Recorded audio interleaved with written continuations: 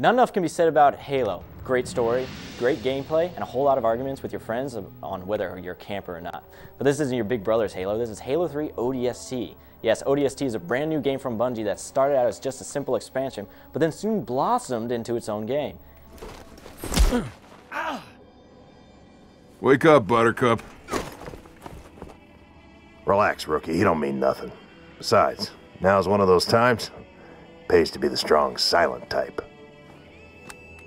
You fill the shoes of an ODST soldier during the events of Halo 2 in the city New Mombasa. Now, if you don't remember what an ODST is, those are the black suited soldiers that hot drop in with the Master Chief onto Delta Halo during Halo 2. So let's start with story. Story puts you in the shoes of a rookie ODST right before you're supposed to drop onto the Prophet of Regret's carrier. When the Prophet of Regret decides to jump into slip space, your pod and the pods of all your squad mates get blasted off course. You end up waking up in the city 6 hours later, separated from your squad mates, but you're not alone. You have the help of the superintendent AI that runs the city. The superintendent will help you out sometimes by turning on sirens, and he also shows you where you need to go to see what happened to your squad mates. Your mission is to then find out what happened to the rest of them by finding certain items that let you play through as one of your squad mates so that you can find out what exactly went down while you were out during those 6 hours. The story itself is great because you're not the Master Chief saving the galaxy, you are a regular soldier. Keep in mind you're the best kind of soldier, there's just no 8-foot giant enhancing steroids for you. It really reinforces this idea throughout because it's his job and not yours to take out the Covenant. It's your job to get the pieces so he can do that. So in that regard, I give it a 9. It's great, it could be a little more heroic and a tiny bit longer, but you know, it's still good. Gameplay is phenomenal, everything is the same but different. You don't have a shield, you have stamina and a health bar. The more hits you take, the more your stamina goes down and the easier it is for you to lose health. You have a new SMG and a new pistol, and it's a welcomed addition. ODSTs are more about precision and silence, so a silencer and a scope are added to the SMG. And the pistol itself is a lot more powerful than it ever was in Halo 2 or Halo 3. It's personally one of my favorite weapons.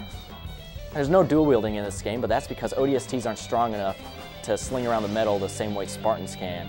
Melee attacks aren't as strong, but it also depends on what weapon you have. For instance, if you use a rocket launcher, it's going to do more damage than your pistol will.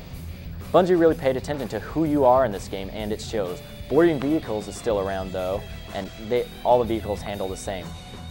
There's a new visor mode, which you could basically call your night vision, but it also highlights enemies in a red outline as you fight them, so they're easier to pick out. Everything adds to the ODST experience, and there's not one time when you don't feel like you're not the ODST you are. In the end, it gets a 9, while everything in it is fun and well-tuned, has a few glitches with enemy AI that brings it down. Design is a strong 9. The music is all brand new and fits almost every moment of the game. It's not like Halo 3's action piano that takes you out of the moment. I just feel like it could have had a few more songs added to when you're walking around the city. The sound effects are all great and nothing seems out of place. Graphics are strong as always, and even better than Halo 3. It seems like Bungie went back and repolished all the models for their baby ODST.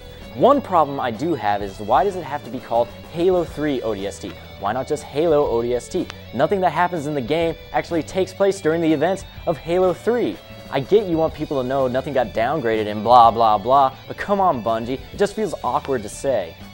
Replay value is off the charts. Co-op is back in full form with 4-player live support, and also a new mode called Firefight. Essentially, you and up to 3 more of your buddies are in an arena fighting off waves of Covenant soldiers in order to see how high you can get your score.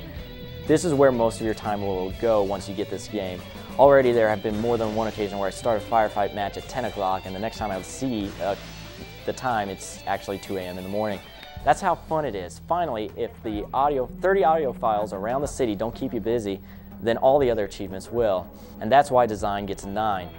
Finally, overall the game gets a 9. It's new and innovative with an existing franchise. It's just missing a few things in different areas that hold it back. But in the end, ODST is still a great game. And finally, overall the game gets a 9. It's new and innovative with an existing franchise. It's just missing a few things in different areas that hold it back. In the end, ODST is a great game and you're going to have trouble deciding which Halo disc to put in your Xbox every time you turn it on. For Video Game Hour Live, I'm Kyle Taylor. Back to you guys.